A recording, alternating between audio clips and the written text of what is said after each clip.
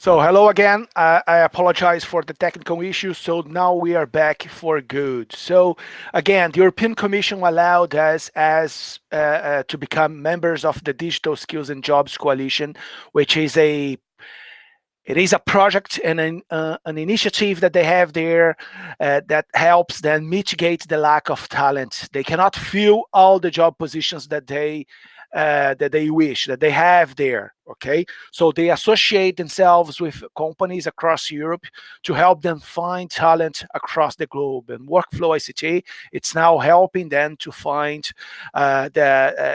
these professionals, and they apply through one of their partners, one of their IT partners in Belgium. They apply for your work permit. This company will also help you with your costs if you need to travel to Belgium. Of course, if you are the right professional, if you start the application, if you submit the application, if you pass on the interview, we have a few cases, a few people coming every month already, processes that began 6 months ago, 4 months ago. So it takes an average of from 4 to 6 months for you to be approved and for you to be fitted into one of their projects.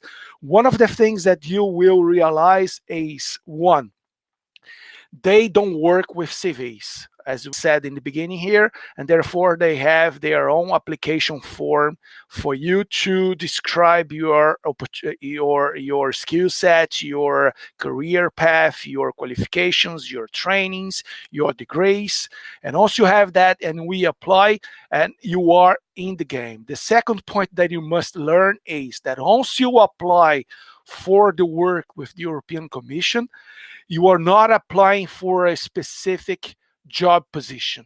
So let's say that you are a Java developer. They are gonna, and then you apply, you submit your application. They are gonna keep your application, and they are going to try to match this skill set that you have described with several other job positions that they have related with Java development. So therefore, you are not applying for a single and only open positions. As soon as you submit your application, you are applying to many job positions related with your skill set. Therefore, you have your application running for months there. And as soon as they are able to match your skill set with something that they have available, they will call you for an interview. And Workflow ICT, myself and my team, will be with you during this process because we are their partner. We are also a pledger of their cause, and we are their educational partner here in Ireland, also associated with the Irish Digital Skills, which is the Irish version of the Digital Skills and Jobs Coalition of the European Commission. A little bit more about Belgium. I can tell you properly about how it is to work and live in Belgium because I, as an IT professional that I'm also am, I worked for over 3 years in the European Commission as a .NET and SharePoint developer. So I know every corner of that country. I know how it is to work in the European Commission. So as I said in the beginning, you can grab me for questions. You can ask my team, and we will be able to also answer any social related question regarding Belgium, how it is to live there, how the schools are for your kids, how is the price for the rents, how it is the cost of the transportation tickets, and any type of question. How are the taxes? We are able to answer that.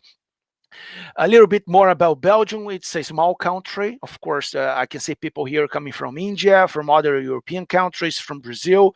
It is a very, very small country comparing to these places, comparing to India, comparing to Brazil. It's as you can see in the screen, they have less than 2 million people living in Brussels, their capital. They speak 3 languages, 4 languages in some cases. So the Belgians are really really smart in terms of qualifications. They are, as far as I can say, regarding to languages, they are in a different level than most professionals. They speak German, Dutch, French, and they speak English since they are in since they are 12 years old in school. They learn how to speak English properly. They are all really well educated. Belgium is also a very well geographically located country. In 2 hours you are in Amsterdam. In 2 hours you are in most German cities. In 2 hours traveling south you are in Paris. So it's a very good place to be in terms of entertainment. They also have a very, very strong cultural scene in the country, so you can travel within the country within 2 hours time. You are in the most beautiful cities in Europe, such as Bruges, Ghent. Schools for kids, they are free. So you don't need to pay schools for your kids. With 3 years old, your kids can already go to free public schools, and the best ones in Europe as well.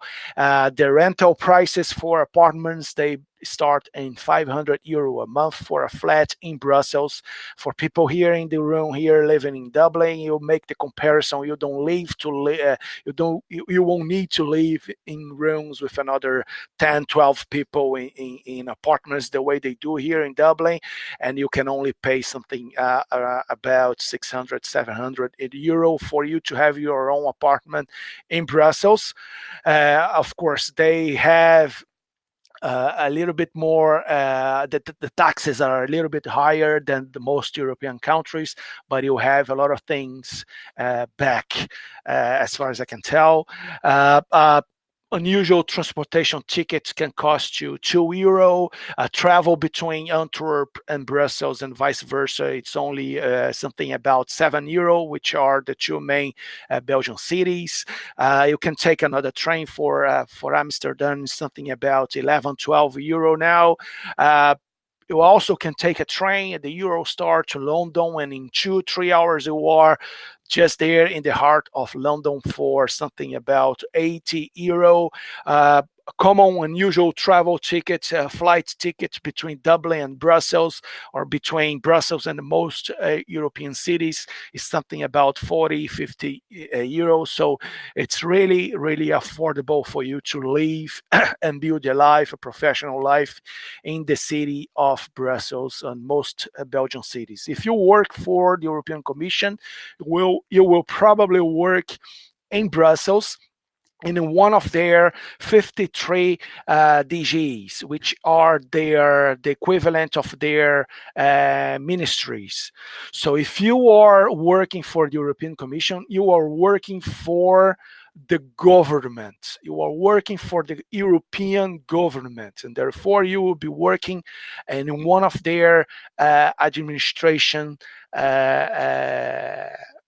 structures that they have there. You can be working for the DG Agriculture. That means that every project that you work, it will be related with agriculture. You can be working in the DG Competition, and you will be working with the regulatory laws and the way that they control the competition in European countries, rules for against antitrust malpractices, rules that they define the mergers between companies. So it can be very, very different, the work you will be doing regarding depending on the DG that you are going to work. You can also work for the DG IT. It's called Digits, and you will be working in the main IT department for the European Commission. They have over 50 buildings spread all over Brussels, so they are all modern and very safe, and with office infrastructures inside these buildings. So you'll find new colleagues, the best qualified ones in Europe. They are able to work for the European Commission as they are employees. They are called officials. In your case, you will be subcontracted by an European IT company, a Belgian IT company, and this company will be your employer. The most common job positions that they have opened are for architects, enterprise architects, application architects. They also have testers. They also need testers, security officers. They need developers all the time. They need infrastructure people. So if you are into networking, you are also able to find a job. If you are a help desk professional, a service desk professional, you're also able to find a job there. If you are a BA, a project manager, they also have open positions for these specifications, for these skill sets. If you are into front-end development, you will find UI and the user experiences development roles there. They are using a lot of Angular and those front-end frameworks. They use that a lot as well. The main language that they use there now is Java, but they also require .NET developers. They also require Code Fusion developers, because they used to use Code Fusion, applications built in Code Fusion for years, and they are still migrating several of those applications into the most used frameworks, the Java frameworks and the front-end frameworks. They also need the professionals for writing documentation, for applying training, and subject matter specialists. So they very often they need, let's say, SharePoint professionals. The guy who knows everything about SharePoint is also very in high demand there. They also need, let's say, Java specialists, Java developers who became subject matter specialists. So the opportunities are endless. So as I said in the beginning, they don't hire per position. They hire your skill set, and also they accept your application. Once you submit your application, you are in the game for several open positions that they keep opening. On an average week, they send us something about something in between 10 to 15 open positions they send to Workflow ACT, and they also send to multiple companies in Europe for us to help them find these professionals. So the fact that you are submitting your application means that they might consider your application and your profile and skill sets to several of different positions that they have every week there. And that goes through the year. If you apply still in 2019, your application will be there in the game through for all over 2020. So it's an investment of time that you are doing. And since I'm mentioning that, I'm gonna leave it clear here that there is no cost. There won't be any surprises during the process. We won't get to you charging anything from you for the professionals. Workflow ICT is in the game as a member of the Digital Skills and Jobs Coalition. So it is our duty to help them find these professionals. Okay, the salaries, before I can dive into the job applications, as you can see, if I compare an usual enterprise application, an architect, the salaries can range in between 37K and 62K per year. Okay, it's very important to clarify that this is a yearly salary. If you are a tester, you can get, let's say, you can get something in between 23 and 38K a year. These are entry level salaries. Depending on your skill set, the years of experience, they will fit you, they will make you an offer in between these range here. So for, let's say, an UI developer, you can get something in between starting. If you only have 2 to 3 years of experience, your salary will be something around 27, 30K. But if you are more experienced, you can get something surrounding the 50K point there with that. This is just for starters. Of course, once you start there and you develop your reputation, you develop your skill set there, you keep investing in your knowledge, you keep investing in things that you learn, you will be able to negotiate these and grow within their projects there. Okay. Something else that they give the company that we have as a partner in Belgium, the company that will employ you, they will pay you your 13th salary, something that it's really unusual here in Europe. They will also pay you a holidays allowance. They will give you a daily voucher for you to pay for your meal. They also have group insurance. They also pay 33% of your salary as a relocation to help you with your costs for you to move if you are accepted. You can get as much as 32 days, working days as holidays if you don't miss any day during the year. It starts in 22. It can go as far as 32. They also give you vouchers for you to buy electronics. They also give you health insurance. So, and on top of all, they apply for your work permit if you don't have an European citizenship. If you are an European already, that's great. That's going to be faster. But they also apply for your work permit. So we have Brazilians coming.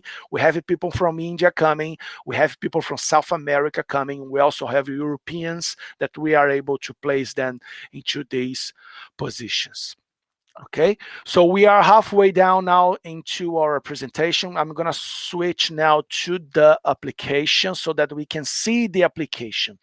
If you haven't had the opportunity to download the application, you're going to go to workflowict.com/jobs, put your email address there, and you are going to receive a link to the job, to the job application, to the application form that they have there.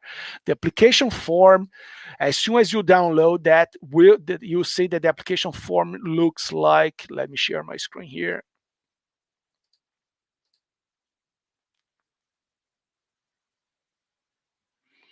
The application form looks like this.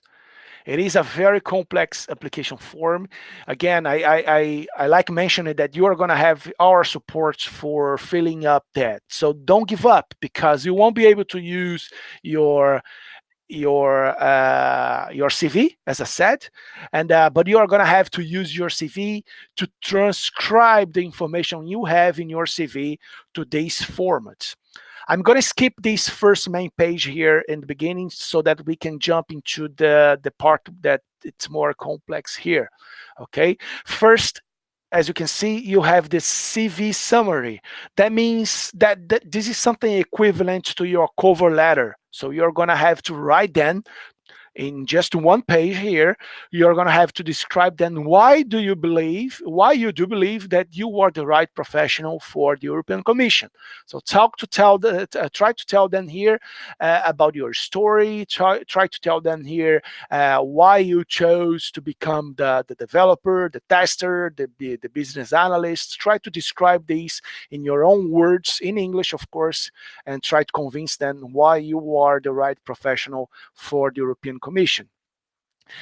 Then you are going to have to describe your trainings, your qualifications, and you need to be very specific here in telling the name of the institution, the title of the certification, the dates, the country that you took this certification. You need to describe these in details. If you need more than one page for that, you can duplicate this page here. It is a very normal Word document, so you can copy this page into another page and describe these in more items if you need. Then you have your software expertise page. I'm gonna first jump into the projects page so that these will make more sense. So usually what we have in our CVs is the job positions that we had in the past. But for most job positions that we had, you probably had more than one project. The European Commission wants you to break down these projects, and for each project you had, regardless of the company that you worked for, you are going to have to create a different page, a new page for each project that you had. Then you go there and you see the template only gives you one page. You need to duplicate this page as many times as projects you had in the past. Let's say that you only have 5 different job positions in the past, but for each job position, each company that you worked in the past, you had 3 different projects. So how many pages you are going to have to give them here? 15 pages. If you had 5 job positions, and for each job positions you had 3 different projects within each company that you worked for, you will have 15 different pages. You need to describe each one of these projects in a new page. You give them a different number, okay? So 1, 2, 3, 4, 5, and then you go. You give them the project name. You give them the name of the employer. If this employer was selling this project to a different company, you will also mention the name of their customer. You will be specific in the dates that you worked in these projects, okay? And you are also give them the size of this project. That can be how many users you had, how many money was involved. Then you will describe these projects, each project, and then you will also tell them your roles in this project, your responsibilities, your achievements. Be very descriptive in these data so that European Commission can trust you, okay? And then finally, you will describe the technologies you used for each project. The technology can be a language, a software language. It can be a middle layer application. It can be an IDE. It can be Microsoft Word. It can be Microsoft Project if you were a project manager. It can be a framework.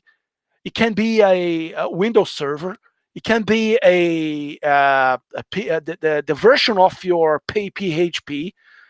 You need to describe here in detail each one of those technologies that you used for each specific project that you had in the past. Say how this is different from your CV.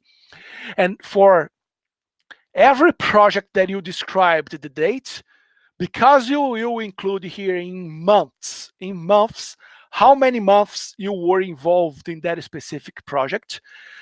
And because you include the technologies, it is time for you to describe and start accumulating on the projects, on the technologies page, software expertise page, the name of the tool again, and how many months you accumulated for that tool as an overall knowledge. So let me give you one example here. Let's say that you decide here the project, the name of the project was Project ABC for the employer. And then the date was May 2014 until, let's say, July 2014. So May, June, and July. So you can tell them 3 months here. Let's say that you only worked on this specific project for 3 months. And this project size had 140 users, let's say. Okay, and then we're gonna put the name of the client. And then you describe the project, your role. And then in this project, you used, let's say, Java. You also used the database, and you also used, let's say, Eclipse as an IDE. I'm not sure if you can use that with Java. And you also use, let's say, Angular. So because you used these 4 technologies during 3 months, you will also copy the name of these technologies here again.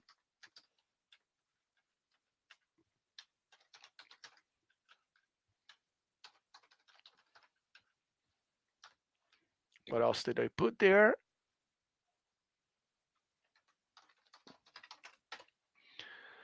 You will define, you will tell them how good you believe that you are in those things. So let's say from 1 to 5, you are that good, okay? And how many months should you put here? If you only described one project, you are going to include 3 months for each of those technologies. And you will also tell them what is the number, the reference number for this project page. If this was the project number 1 for the company ABC, you will tell them number 1. Nice and easy. But what if you had a second project within the same company? You copy this page here. I will create a new page in my Word documents. I will, oops, sorry. I'll copy this page here as an empty page. I will insert here page break. So that's now my project number 2. The project is called, let's say, the name of the project is New Data. The company is still the same, but then I began in this project in August and I finished in December.